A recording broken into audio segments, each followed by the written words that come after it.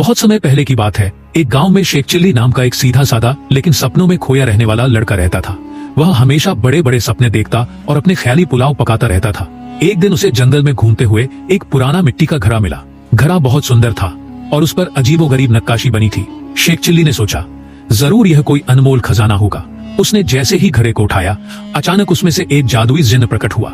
जिन्न ने कहा, मालिक, मैं आपका सेवक हूँ, आप जो चाहें मुझसे मांग सकते हैं। शेख चिल्ली की खुशी का ठिकाना न रहा।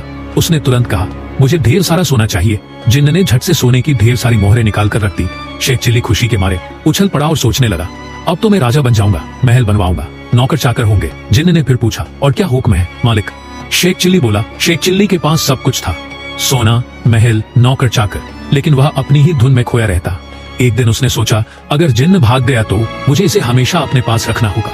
यह सोचकर उसने जादुई घड़े को जमीन में गाड़ दिया और ऊपर से मिट्टी डाल दी।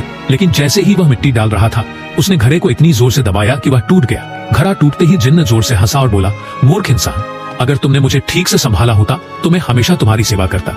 अब मैं हमेशा के लिए चला जा रहा हूँ। इतना कहकर जिन्न गायब हो गया और शेख चिल्ली फिर से गरीब बन गया। शिक्षा लालच और अज्ञानता से मिला सौभाग्य भी नष्ट हो जाता है। हमें धन और शक्ति को बुद्धिमानी से उपयोग करना चाहिए।